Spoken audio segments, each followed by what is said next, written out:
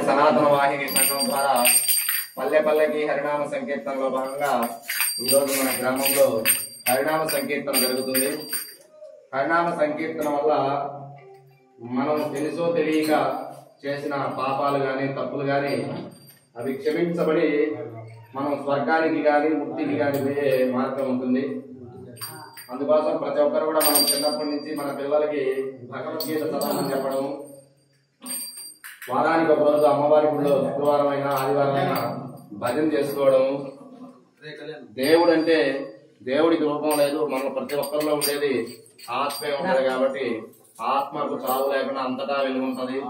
ఆత్మే దేవుడి కాబట్టి మన పిల్లలందరికీ కూడా ఈ ఆత్మ జ్ఞానం గురించి కూడా చెప్పాలి. ఎందుకంటే మన పూర్వీకులందరూ కూడా కొన్ని కోట్ల సంవత్సరాల నుంచి ఎంతో మంది ఆంజనేయ స్వామి, జాంబవంతుడు లాంటి అందరూ కూడా మన వాళ్ళు ఆ రామస్వామిని భగవంతుడు సూచించినారు. భగవంతుడు అంటే మనందరికీ తెలుసు. ఈ రోజు మనం తెలుసుకోక మన పిల్లలకి చెప్పడం లేదు కాబట్టి మత మార్పిడులు కూడా ఎక్కువ జరుగుతున్నాయి. మతం మారడం అంటే ఎవరైనా కానీ ఏ మతంలో పుడితే ఆ మతంలో పూజించవచ్చు, తప్పులేదు. కానీ మనం హిందూ ధర్మంలో పుట్టి సనాతన ధర్మంలో ఇంకొక మతంలో పోవడం అనేది చాలా తప్పది. కాబట్టి మనం అందరం కూడా మన విలువైన సనాతన ధర్మం గురించి తెలుసుకొని మనం ఆచరిద్దాం. ఎందుకంటే బయట దేశాల్లో కూడా ఒరిజినల్ క్రైస్తవులే హిందువులుగా మారి హరే రామ హరే కృష్ణ అని భజన చేస్తున్నారు. మీరందరూ కూడా యూట్యూబ్ లో ఇస్కాన్ కీర్తన అని కొడితే మీకు అందరికి తెలుసు. రష్యా గానీ, ఇటలీ, ఉక్రెయిన్ ప్రతి దేశంలో కూడా ఇప్పుడు హరే రామ హరే కృష్ణ అని భజన చేస్తున్నారు. ఇవన్నీ మన వాళ్ళందరికీ చెప్తూ మన ధర్మాన్ని మనం అందరం కూడా కాపాడుకుందాం. జై శ్రీరామ్, జై సీతారాం. అలానే ముఖ్యంగా మత మార్పిడికి ముఖ్య కారణాలు ఒక 5 ఉండొచ్చు.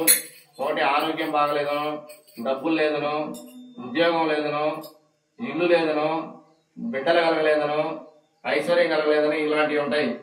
మన సనాతన ధర్మంలో బిడ్డలు పుట్టకపోతే రామాయణంలోని వాల్మీకి రామాయణంలో 15 పదాలు సరిగ్గా ఒక 21 రోజులు నిష్టగా చదివితే మీరు ఏం కావాలంటే మగపిల్లవాడు కావాలంటే మగపిల్లవాడు, ఆడపిల్ల కావాలంటే ఆడపిల్ల పుడుతుంది.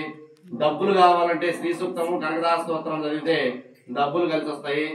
ఆరోగ్యం కోసం ధన్వంతరి మంత్రం ఉంది. ఇలా ఎన్నో మంత్రాలు మన దాంట్లో కూడా ఉన్నాయి.